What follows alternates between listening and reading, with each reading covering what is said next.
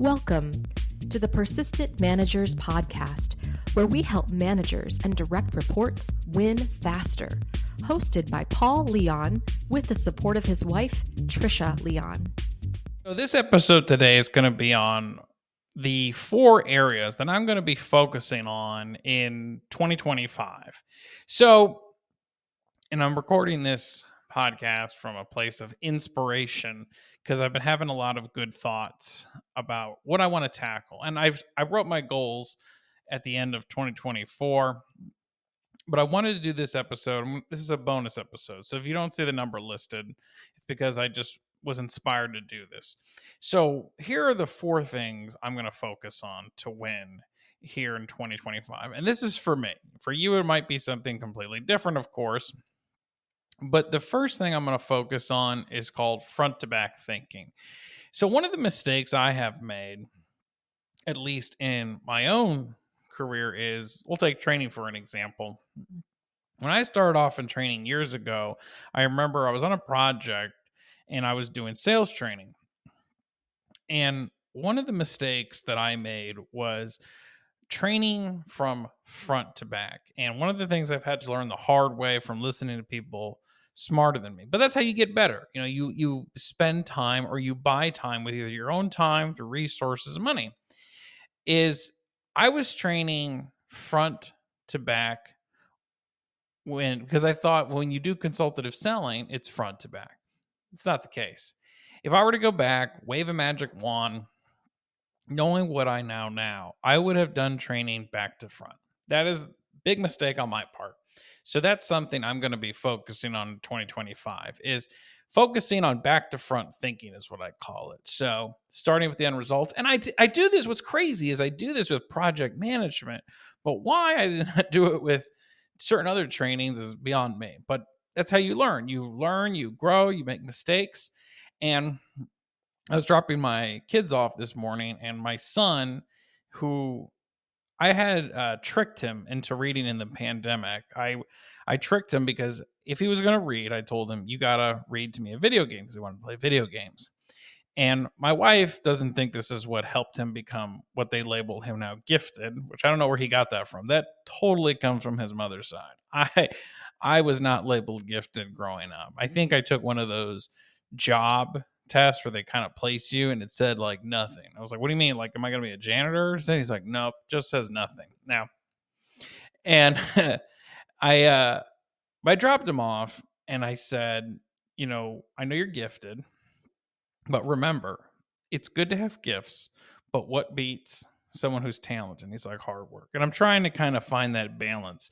I just want him to have that. And I say that as it relates to focusing on back to front thinking because I want him to focus on the end in mind. And for an 8-year-old, that's a lot of pressure. And maybe it's because I'm an ambitious dad. Was not gifted. I just want better for him. It's kind of the plight of the parent. Am I right?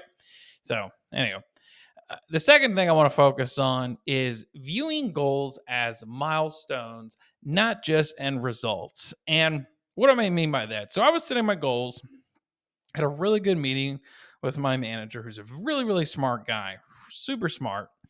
And a lot of the time when you set goals in corporate America, you set them and that's it. So, and the mistake I've made, at least in setting goals, is not making them super simple. And I always thought when I first would be in corporate America that these people had these elaborate goals, like you're an executive vice president, CEO. Like I always, and they're very smart. I'm not discounting intelligence. Let me just be very clear about that. That's not what I'm saying. But what I've learned from hanging out with like these super smart people, way smarter than me, who I'm super honored to be around, is that they simplify the heck out of it. Even though they're called SMART goals, which stands, you know, depending on where you're working, you know, specific, measurable, attainable, realistic, you know, time bound. I feel like they should make it, there should be a different acronym because they take SMART goals and they simplify them. And then I kind of took a step back and said to myself, oh, that's what it is.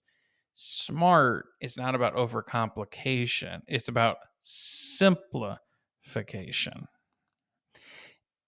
And when I looked at his goals, because he, shared them with me, it's like, hey, here, can I show you how I structure mine? Because Paul, you really write yours super elaborate. And he looked at it and he was like, did you use like ChatGPT to kind of help you wordsmith this? And I was like, yeah. He's like, can I give you some advice? He's like, I have a problem with ChatGPT sometimes. And I was like, well, what do you mean? He goes, because I feel sometimes it uses too many words. So he shows me his goals, and it's literally probably the easiest sentence you could ever read. It would be like, I am going to the grocery store type reading. And and then underneath that, it just said result 1, result 2, result 3. And I looked at him and I looked at his goals and I was like, can I just write it like that? I don't have to like overthink this. And he's like, yeah, please do. Which brings me to the point that intelligence is not about everything you know, it's about how inviting you are. So, what I think what makes a good manager, and I think what makes him a good manager, in my opinion, is that he is really smart at taking something very overly complicated and making it more inviting. And I think that is intelligence, at least from a training perspective and a management perspective, is taking something super complicated and inviting it for everyone. And sounds super easy, but really hard to do, especially for those who have management experience listening to this. And I think if you're a direct report listening to this too, it's important that you probably, especially if you're new, at least me, I remember I wanted to impress, get approval, which is totally normal. And what I wish I could tell my younger self was that keep things in bullet point form with a lot of white space. And I can say that because my first class when doing my MBA program, we took like tests on like how to write something like with enough white space. Like, does this have enough white space to read it easier and that? And I kind of thought it was very tertiary when I was taking the class. I was like, who in the world is struggling on like writing white space? And then I was like, oh, Paul Leon is struggling. I'm like, oh, that's me. And I and I'll be honest, like every time another semester shows up, I always get these jitters, which I'm just like, oh no, another semester, oh no. And I'm thankful for this first class of management foundations because even though I kind of knew that stuff, I had to relearn that stuff for me. And I do think that developing skills is about behavioral change. I think if you go through a training and nothing happens, you don't change at all, you really didn't learn anything. I know when I was much, much, much younger, and one of the first trainers and speakers I ever heard, he said, and I can't believe I forgot about it. And hopefully this is not a swear word if you got little ones in the car, but he said, I would rather be stupid on fire than smart on ice. And I think about that statement more and more now these days. Like, I think I kind of get a little bit, not 100%, a little bit that I would rather be stupid on fire than smart on ice. And I interpret that now to say, I would rather simplify and make things easier on people, is really what he was saying.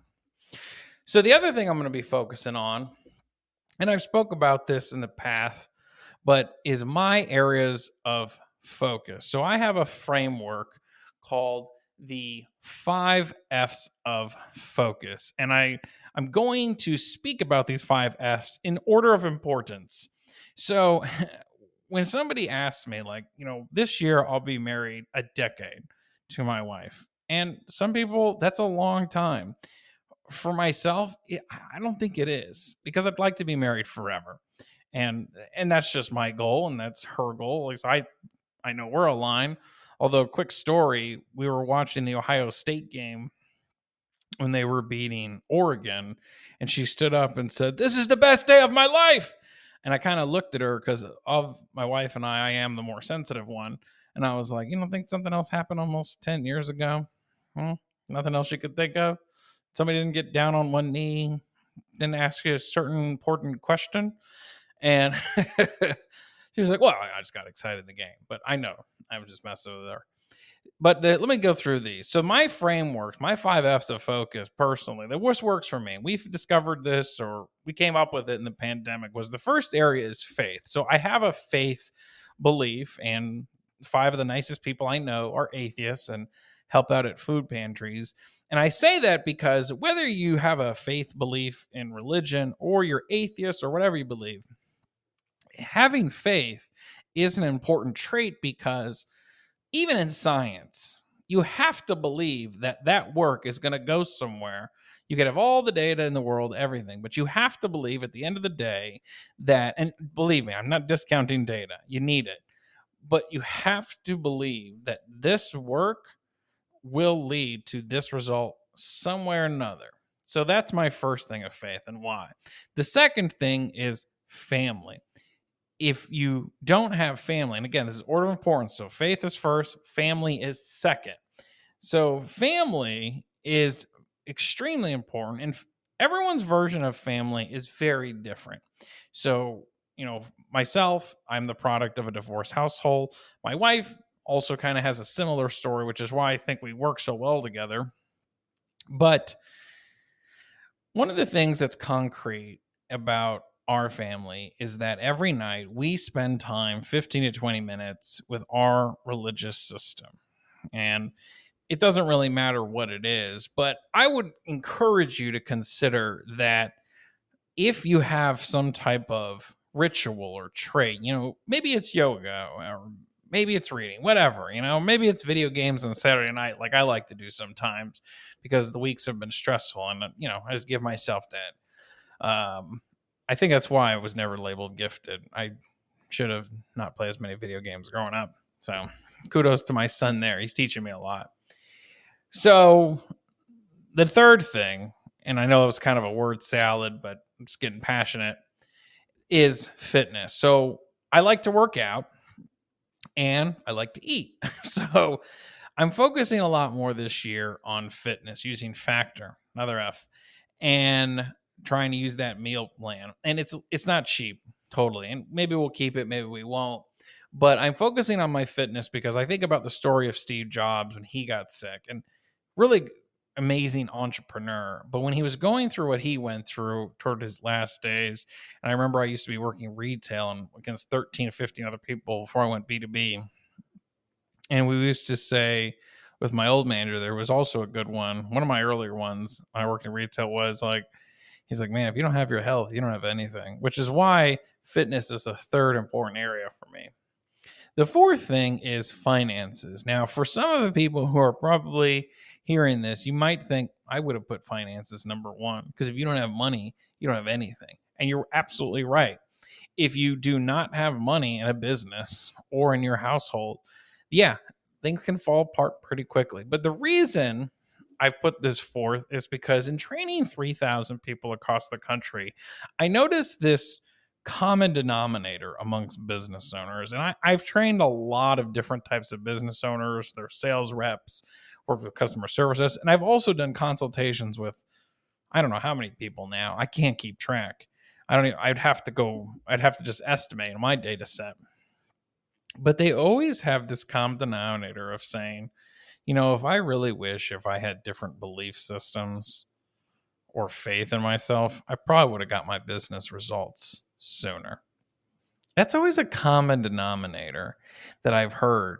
And I believe, me personally, that if you have a good faith system first, maybe you don't have family, you probably control fitness by just a few little key habits.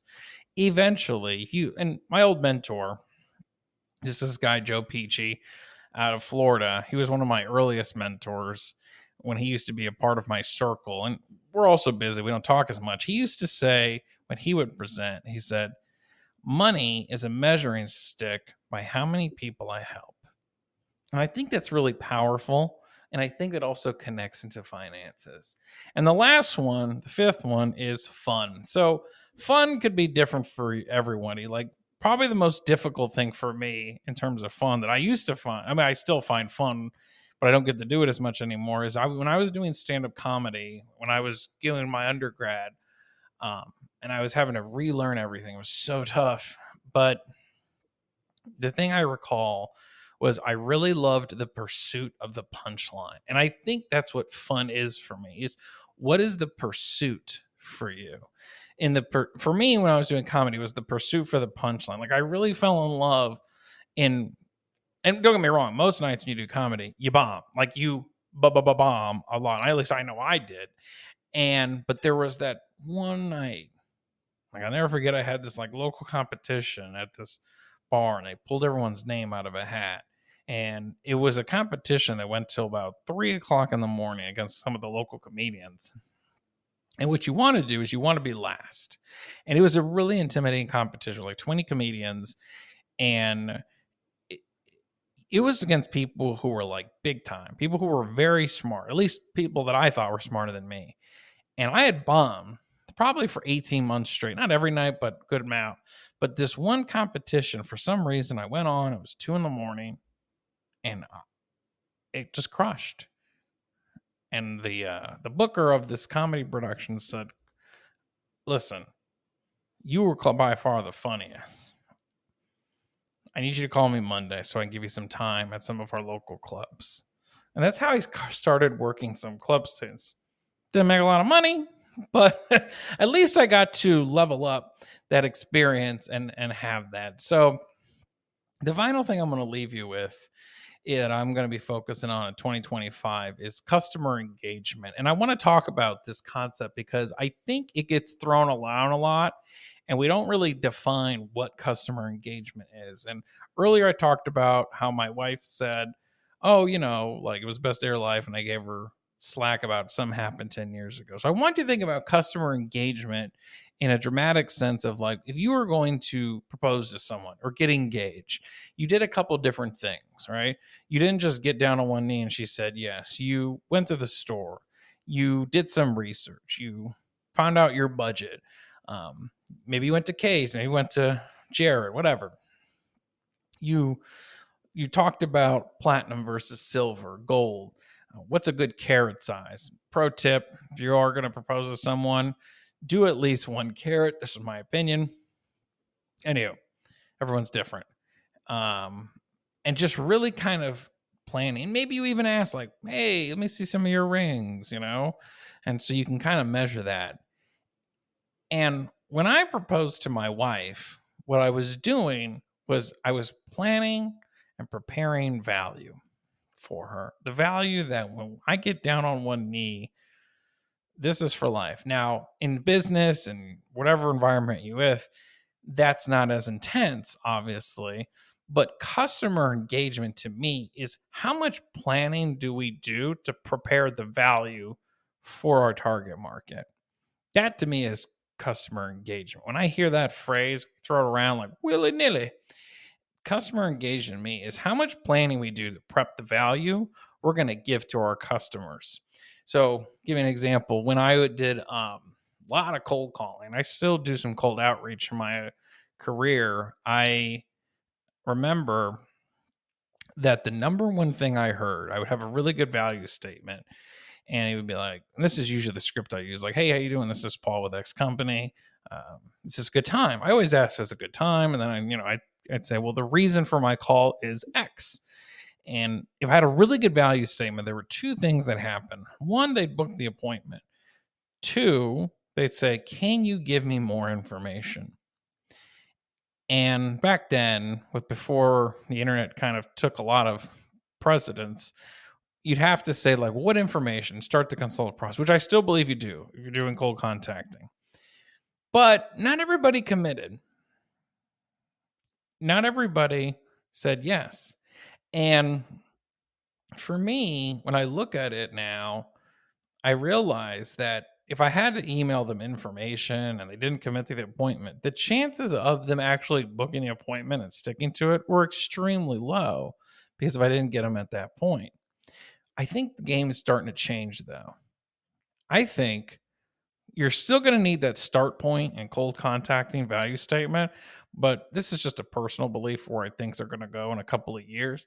I believe content marketing with cold contacting is going to be the new mainstream.